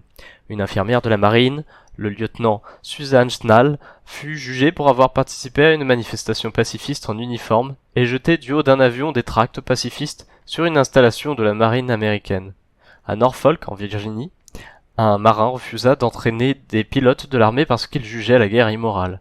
Un lieutenant fut arrêté à Washington DC au début de 1968 pour avoir stationné devant la Maison Blanche avec un écriteau proclamant « 120 000 vies américaines, et pourquoi faire ?» 2 soldats noirs, George Daniels et William Harvey, furent également lourdement condamnés, 6 ans de prison pour le premier et 10 pour le second, pour avoir tenu des propos pacifistes à d'autres soldats noirs. Les désertions se multiplièrent, des milliers de jeunes réfractaires s'enfuirent en Europe, en France, en Suède, aux Pays-Bas, mais la plupart d'entre eux trouvèrent refuge au Canada. On parle de 50 000 à 100 000 déserteurs. D'autres restaient aux États-Unis, et certains défièrent ouvertement les autorités militaires en se réfugiant dans les églises où, protégés par des amis et des militants pacifistes, ils attendaient qu'on vienne les arrêter pour les juger. Dans la chapelle de l'université de Boston, un millier d'étudiants se relayèrent jour et nuit durant 5 jours pour protéger Ray Kroll, un jeune déserteur de 18 ans. L'histoire de Kroll est caractéristique. Issu d'un milieu pauvre, il fut un jour jugé pour ivresse. Le tribunal lui donna le choix entre la prison et l'armée. Il choisit l'armée. Ce n'est qu'ensuite qu'il se mit à réfléchir à la nature de cette guerre. Un dimanche matin, des agents fédéraux se présentèrent devant la chapelle de l'université de Boston, traversèrent les lieux, bondés d'étudiants, enfoncèrent des portes et se saisirent de Kroll. De l'intérieur de la prison militaire, il criait à ses camarades « Je ne tuerai pas, c'est contre mes convictions ». Un ami rencontré dans la chapelle lui fit porter quelques livres. Plus tard, il cita une phrase qu'il avait trouvée. « Ce que nous avons fait ne sera pas perdu pour l'éternité. Tout vient à son heure et porte ses fruits en temps voulu. » Fin de citation. Au sein de l'armée, le mouvement pacifiste s'organisait. Près de Fort Jackson, le premier GI Coffee House ouvrit ses portes. Il s'agissait d'un lieu où les soldats pouvaient consommer des cafés, des beignets, lire des publications pacifistes et discuter librement les uns avec les autres. Il fonctionna quelques années avant d'être considéré comme une nuisance publique et fermé par décision de justice. Mais d'autres GI Coffee Houses ouvrirent dans une douzaine de villes du pays. Et des librairies pacifistes furent créées aux environs de Fort Devens dans le Massachusetts et près de la base navale de Newport dans le Rhode Island. Des journaux clandestins commencèrent à paraître dans les différentes bases militaires du pays. En 1970, on en comptait plus de 50, dont About Face à Los Angeles, Felled Up à Tacoma à Washington, Short Times à Fort Jackson, Vietnam GI à Chicago, Graffiti à Heidelberg en Allemagne, Bragg Brief en Caroline du Nord, Last Harass à Fort Gordon en Géorgie, Helping Hand sur la base aérienne de Mountain Home dans l'Idaho. Ces journaux publiaient des articles contre la guerre, donnaient des informations sur le harcèlement subi par les soldats et des conseils pratiques sur leurs droits et sur les manières de résister à la hiérarchie militaire. En plus du sentiment pacifiste, on pouvait également déceler une profonde colère contre la cruauté et la déshumanisation de la vie militaire. Cela était particulièrement vrai pour les soldats détenus dans les prisons de l'armée et dans les cellules des casernes. En 1968, à la prison de la base de Presidio en Californie, un prisonnier psychologiquement fragile avait été abattu par un garde pour avoir abandonné sa corvée. 27 prisonniers cessèrent immédiatement de travailler et s'assirent en entonnant « We shall overcome ». Jugés par une cour martiale, ils furent condamnés pour mutinerie à 14 ans de prison. La peine fut ensuite réduite devant les réactions d'indignation de l'opinion publique. La protestation s'étendit au front vietnamien, lorsque les grandes manifestations du Moratorium Day eurent lieu aux États-Unis en octobre 1969. Certains soldats cantonnés au Vietnam arborèrent des brassards noirs en signe de solidarité. Un photographe de presse déclara avoir rencontré, près de Da Nang, une patrouille dont la moitié des soldats portaient ce brassard. Un soldat cantonné à Chu Chi écrivit le 26 octobre 1970 à l'un de ses amis que des compagnies spéciales avaient été organisées pour réunir les soldats qui refusaient de combattre. Ce n'est plus très rare ici qu'on refuse d'y aller. Le Monde révélait qu'en l'espace de 4 mois, 109 soldats avaient été jugés pour refus de combattre. Le correspondant de ce journal ajoutait qu'il n'était pas rare de voir un soldat noir lever le poing gauche en signe de protestation contre une guerre qu'il n'a jamais considérée comme le concernant. Wallace Terry, un reporter noir américain de Time, enregistra des conversations avec des centaines de soldats noirs. On y découvre leur amertume vis-à-vis du racisme dans l'armée, leur dégoût de la guerre et leur morale plutôt bas. Les fraggings, attentats perpétrés par les soldats qui plaçaient une grenade dans la tente des officiers qui les commandaient ou dont ils voulaient se venger, se multiplièrent. Durant la seule année 1970, le Pentagone fit état de 209 fraggings. De retour du Vietnam, des soldats formèrent le Vietnam Veterans Against the War. En décembre 1970, plusieurs centaines d'entre eux se rendirent à Détroit, lors de l'enquête dite du Winter Soldier, pour témoigner publiquement des atrocités auxquelles ils avaient participé ou assisté, atrocités commises par les Américains contre les Vietnamiens. En avril 1971, plus d'1 millier de ces vétérans se rendirent à Washington DC pour manifester contre la guerre. Les uns après les autres, ils lancèrent, de l'autre côté du grillage qui entoure le Capitole, les médailles qu'ils avaient reçues au Vietnam. Après quoi, ils prononcèrent de brefs discours émus ou amers sur la guerre. À l'été 1970, 28 officiers de l'armée, parmi lesquels quelques vétérans du Vietnam, déclarèrent représenter 250 autres officiers et formèrent le Concerned Officers Movement contre la guerre. Ce fut aux environs des fêtes de Noël en 1972 qu'eurent lieu les premières défections de pilotes de B-52 qui refusaient de remplir leur mission de bombardement intensif sur Hanoï et Haiphong. Le 3 juin 1973, le New York Times révélait que de nombreux cadets de West Point abandonnaient leurs études. Le journaliste ajoutait que les responsables de cette école militaire reliaient ce fait au caractère moins discipliné, plus sceptique et plus exigeant de la nouvelle génération, ainsi qu'aux sentiments pacifistes qu'une petite minorité radicale et la guerre du Vietnam avait réussi à créer. Pourtant, la plupart des actes pacifistes furent le fait de soldats ordinaires, noirs, blancs, indiens, chinois ou chicanos. De retour en Amérique, les soldats chicanos manifestèrent par milliers contre la guerre. Ils étaient dans la grande majorité issus de milieux pauvres. Sam Choi, un jeune New-Yorkais de 21 ans d'origine chinoise, s'était engagé à 17 ans dans l'armée américaine, au Vietnam, où il servait en tant que cuisinier. Il fut la cible des violences racistes de ses camarades qui prétendaient qu'il ressemblait à l'ennemi. Un jour, il prit un fusil et tira en guise d'avertissement en direction de ceux qui le raillaient. À ce moment-là, dit-il, j'étais près du périmètre de la base et j'ai pensé rejoindre les Viet Cong. Eux, au moins, auraient confiance en moi. Fermez les guillemets. Choi fut arrêté par la police militaire et jugé par une cour martiale. Il fit 18 mois de travaux forcés à Fort Leavenworth, où il fut battu quotidiennement. En conclusion de l'interview qu'il accorda à un journal du quartier chinois de New York, il déclara « Je veux dire à tous les jeunes chinois que l'armée m'a rendu malade. Elle m'a rendu si malade que je ne peux plus la supporter. » Datée d'avril 1972, une dépêche en provenance de Fubai annonçait que 50 soldats sur les 142 que comptait l'une des compagnies avaient refusé de partir en patrouille. Ils hurlaient « Cette guerre n'est pas la nôtre ». Le 14 juillet 1973, le New York Times écrivait que des prisonniers de guerre américains, auxquels des officiers américains, également prisonniers, demandaient de ne pas coopérer avec l'ennemi, s'étaient écriés « Mais qui est l'ennemi ?» Ils formèrent un comité pour la paix dans le camp de prisonniers. Un sergent du comité se souvenait plus tard de l'interminable marche qui le conduisit du lieu de sa capture au camp de prisonniers. Tout au long du chemin qui menait au premier camp, on n'a pas vu un seul village intact. Ils étaient tous détruits. Je me suis assis par terre au milieu d'un village et je me suis demandé si cela était juste. Si on avait le droit de détruire des villages, le droit d'assassiner autant de gens. Il ne m'a pas fallu longtemps pour trouver la réponse. Après qu'en 1973, les États-Unis eurent finalement décidé de retirer leurs troupes du Vietnam, les responsables du Pentagone à Washington et le porte-parole de la marine à San Diego annoncèrent que l'armée allait se débarrasser de ces éléments indésirables entre guillemets, c'est-à-dire d'environ 6000 hommes du contingent pacifique, en ajoutant pour la plupart des Noirs. Près de 700 000 soldats avaient quitté l'armée avec une mention moins qu'honorable. En 1973, un cinquième des libérés reçurent cette mention, moins qu'honorable, qui signalait en général une attitude particulièrement peu respectueuse à l'égard des autorités militaires. En 1971, environ 18% des soldats avaient été signalés absents sans permission. 3 ou 4 fois de suite pour certains d'entre eux. Le nombre des désertions était passé de 47 000 en 1967 à 89 000 en 1971. Ron Kovic n'avait pas déserté. Il s'était battu avant de devenir un militant pacifiste convaincu. En 1963, à l'âge de 17 ans, il s'était engagé dans l'armée.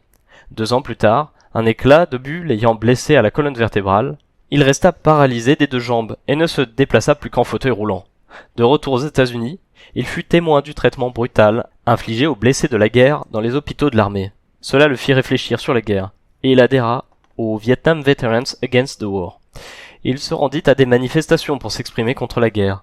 Un soir, il a entendu l'acteur Donald Sutherland lire « Johnny s'en va en guerre ». Ce roman de Donald Trumbo, écrit après la Première Guerre mondiale, raconte l'histoire d'un soldat dont les membres et le visage ont été emportés par un éclat d'obus. Ne reste plus qu'un torse muni d'un cerveau qui invente un moyen de communiquer avec le monde extérieur pour lancer un message si fort qu'on ne peut l'entendre sans frémir. Ouvrez les guillemets. Sutherland s'est mis à lire un passage et quelque chose que je n'oublierai jamais s'est passé en moi. C'était comme si quelqu'un racontait tout ce que j'avais vécu à l'hôpital. Je me suis mis à trembler et je me souviens que j'avais les larmes aux yeux. Fermez les guillemets. Kovic manifesta contre la guerre et fut arrêté. Dans son livre, né un 4 juillet, il raconte cette expérience. Ils me remirent sur mon fauteuil et m'emmenèrent dans un autre endroit de la prison pour m'inscrire. « Comment vous appelez-vous » me demanda l'officier qui se trouvait derrière le bureau. « Ron Kovic » ai-je répondu. « Profession ? Vétéran du Vietnam contre la guerre. »« Quoi » m'a-t-il demandé avec ironie. « Je suis un vétéran du Vietnam contre la guerre. » ai-je répété en criant. « T'aurais dû y mourir, » me dit-il. Il s'est tourné vers son assistant et il a ajouté « J'ai bien envie de jeter ce type du haut du toit. » Après, ils prirent mes empreintes, me photographièrent et me mirent dans une cellule.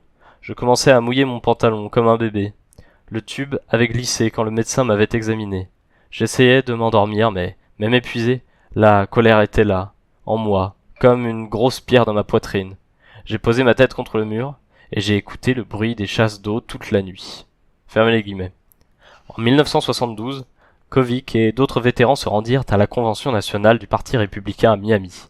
Ils pénétrèrent en fauteuil roulant dans la salle de la convention et, au moment où Nixon allait commencer son discours d'investiture, ils se mirent à hurler « Arrêtez les bombardements, arrêtez la guerre !» Ils furent traités de traîtres par les délégués républicains et furent jetés dehors par les agents des renseignements. À l'automne 1973, comme la victoire ne s'annonçait toujours pas, et que les troupes nord-vietnamiennes s'installaient dans différentes régions du Sud-Vietnam, les États-Unis acceptèrent d'envisager un compromis. Les soldats américains se retiraient, tandis que les troupes révolutionnaires resteraient où elles étaient jusqu'à ce qu'un nouveau gouvernement élu, comportant des communistes et des non-communistes, se mette en place. Saigon rejeta cette solution, et les États-Unis décidèrent de se livrer à un ultime assaut pour faire plier le Nord-Vietnam.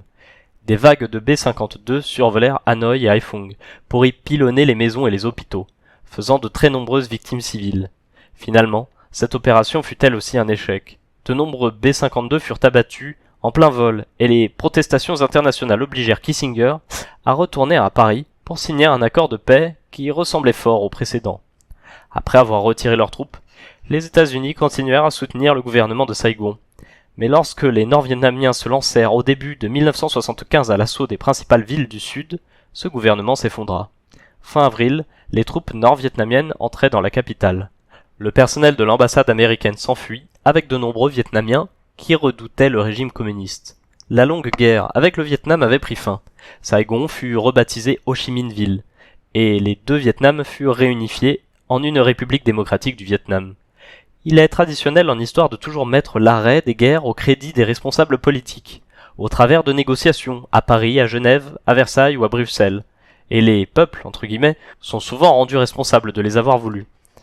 La guerre du Vietnam démontra pourtant clairement que, au moins dans son cas, les dirigeants politiques furent les derniers à se résoudre à faire un pas en direction de la paix. Si le peuple avait, dans ce domaine, une sérieuse avance, le président était loin derrière. La Cour suprême se gardait bien de décréter l'inconstitutionnalité de la guerre, et le Congrès était à la traîne de l'opinion publique. Au printemps 1971, les journalistes d'agence Rowland Evans et Robert Novak, deux ardents défenseurs de la guerre, notaient avec regret une explosion soudaine du sentiment pacifiste à la Chambre des représentants et déclaraient que les activités anti-guerre, si répandues de nos jours chez les démocrates de la Chambre, sont moins dirigées directement contre Nixon que provoquées par la pression de l'électorat. Fermez les guillemets. Le Congrès américain ne vota la résolution selon laquelle les troupes américaines ne pouvaient être envoyées au Cambodge sans son accord qu'après la fin de l'intervention armée dans ce pays et la gigantesque agitation qu'elle provoqua sur les campus universitaires. Il attendit la fin de 1973, date à laquelle les troupes américaines se retiraient du Vietnam, pour voter un texte interdisant au président d'engager une guerre sans l'accord préalable du Congrès. Le texte précisait néanmoins que le président pouvait se passer de cet accord pendant une période de 60 jours. Le gouvernement américain était en train de perdre la guerre au Vietnam, tandis que le mouvement pacifiste l'emportait aux États-Unis. Occultant ces faits, l'administration essaya de faire croire aux Américains que la guerre cessait parce que le gouvernement avait finalement décidé de négocier la paix. Mais les documents confidentiels du gouvernement prouvent le contraire, qu'il se souciait au plus haut point des opinions publiques, américaines et étrangères. En juin 1964, les plus hauts responsables de l'armée américaine et du département d'État se réunirent à Honolulu en présence de l'ambassadeur Henry Cabot Lodge. Rusk fit remarquer que notre opinion publique était sérieusement divisée sur notre politique dans le sud-est asiatique. C'est pourquoi le président avait besoin d'un soutien ferme, disait-il. Diem venait d'être renversé par le général Khan. Les historiens du Pentagone poursuivent. Dès son retour à Saigon, le 5 juin, l'ambassadeur Lodge appela le général Khan. Le principal objectif de cette discussion avec Khan était de lui faire savoir que le gouvernement allait dans un futur proche préparer l'opinion publique américaine à l'éventualité d'actions contre le Nord-Vietnam. 2 mois plus tard, l'affaire du golfe du Tonkin éclatait. Le 2 février 1965, une note du directeur de la CIA, John McCone, proposait d'intensifier les bombardements parce qu'ils ne causaient pas suffisamment de dégâts pour obliger le Nord-Vietnam à changer de politique. D'un autre côté, il faut nous attendre à une pression accrue pour que cessent les bombardements, de la part de diverses fonctions du public américain, dans la presse, des Nations Unies et de l'opinion internationale. Selon McCone, les États-Unis devaient tenter de porter l'estocade au Nord-Vietnam avant que de telles pressions puissent se mettre en place. Comme nous l'avons déjà vu, le sous-secrétaire à la Défense, John McNaughton, préconisait début 1966 la destruction des digues et des barrages de manière à provoquer une famine généralisée. Les frappes sur des objectifs civils risquaient de produire un élan contre-productif d'indignation à l'étranger aussi bien qu'aux États-Unis. En mai 1967, les historiens du Pentagone écrivaient que McNaughton était également très attentif à l'ampleur et à l'intensité des réactions et du mécontentement de l'opinion publique vis-à-vis de la guerre, en particulier chez les jeunes, les classes défavorisées, l'intelligentsia et les femmes. McNaughton s'interrogeait. Le rappel de 20 000 soldats de réserve provoquera-t-il une réaction telle que nous ne pourrions plus contrôler les colombes américaines? Colombe est annoté dans le livre. Il s'agit des partisans d'un règlement pacifique des conflits internationaux. Les colombes s'opposent aux faucons, adeptes de l'impérialisme militarisé. Seront-ils nombreux à refuser de servir, de combattre, de coopérer et même pire? Fermez les guillemets. Il prévenait qu'il pourrait bien y avoir une limite, au-delà de laquelle de nombreux Américains et de nombreux pays dans le monde ne soutiendraient plus les États-Unis. L'image de la plus grande puissance du monde, tuant ou blessant gravement 1000 civils par semaine, en essayant de soumettre un minuscule pays attardé, pour des raisons que de nombreuses personnes trouvent discutables, n'est pas très glorieuse. Cela pourrait bien provoquer une dangereuse remise en question de la conscience nationale américaine. Fermez les guillemets. Cette dangereuse remise en question semble bien avoir eu lieu au printemps 1968, après l'attaque soudaine et inquiétante du Tet menée par le Front National de Libération. Le général Westmoreland demanda au président Johnson de lui envoyer 200 000 hommes supplémentaires, qui s'ajouteraient aux 520 000 déjà présents sur place. Johnson demanda conseil à un petit groupe d'officiers de terrain. Ils étudièrent la situation et parvinrent à la conclusion que ces soldats supplémentaires américaniseraient définitivement la guerre, sans pour autant aider le gouvernement de Saigon, tant ce dernier ne semble pas souhaiter, et encore moins pouvoir, s'assurer le soutien ou la loyauté nécessaire du peuple. En outre, toujours selon ce rapport, l'envoi de troupes supplémentaires nécessiterait un recours à l'armée de réserve et une augmentation du budget de la défense, donc plus de pertes humaines et plus d'impôts.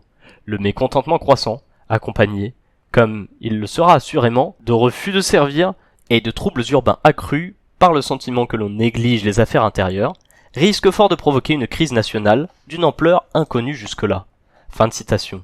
Ces troubles urbains accrus faisaient sans doute allusion au soulèvement de certains Noirs qui, en 1967, avaient souligné que les acteurs en aient eu clairement conscience ou non le lien entre la guerre à l'étranger et la pauvreté aux États-Unis. Il paraît donc clairement, dans les Pentagon Papers, que la décision prise par Johnson au printemps 1968 de refuser à Westmoreland des soldats supplémentaires, comme celle de ralentir pour la première fois l'escalade des violences et les bombardements, et de se rendre à la table des négociations, fut grandement influencée par tout ce que les Américains avaient pu faire pour exprimer leur opposition à la guerre. Lorsque Nixon devint président, Il tenta lui aussi de faire croire à l'opinion publique qu'il resterait insensible aux protestations. Pourtant, il devint fou de rage lorsqu'un pacifiste manifesta seul devant la Maison Blanche. Le caractère hystérique des actions conduites par Nixon à l'encontre des opposants, cambriolage, mise sur écoute, ouverture du courrier, révèlent l'emprise du mouvement pacifiste sur l'esprit des responsables nationaux. Autre signe que les idées du mouvement pacifiste faisaient leur chemin dans l'opinion publique américaine. Les jurés hésitaient de plus en plus à condamner les activistes pacifistes et les juges se mirent également à les traiter différemment. À Washington, en 1971, les juges acquittèrent certains manifestants pour des actes qu'ils auraient 2 ans plus tôt jugés dignes de la prison. Les groupes pacifistes, qui s'en prenaient au bureau d'incorporation, comme l'avaient fait avant eux les 4 de Baltimore, les 9 de Catonsville, les 14 de Milwaukee, les 5 de Boston et d'autres, se voyaient dorénavant infliger, pour des actes identiques, des peines plus légères. Le dernier de ces groupes, les 28 de Camden, était composé de prêtres, de religieuses et de laïcs qui avaient lancé une opération contre le bureau d'incorporation de Camden, dans le New Jersey, en août 1971. C'était exactement ce qu'avaient fait, 4 ans plus tôt, les 4 de Baltimore, qui avaient tous été condamnés à plusieurs années de prison. Pourtant, dans le cas de Camden, les accusés furent franchement acquittés par le jury. L'un des jurés, un chauffeur de taxi noir de 33 ans, originaire d'Atlantic City, Samuel Braithwaite, avait passé près de 11 ans dans l'armée. Il laissa une lettre à l'attention des accusés, disant « À vous, les médecins de l'âme, armés des talents que Dieu vous a donnés, je dis bravo. Bravo pour tenter de guérir ces malades irresponsables, ces hommes qui ont été choisis par la population pour la gouverner et la diriger, ces hommes qui ont trompé les populations en faisant pleuvoir la mort et la destruction sur une nation sans défense.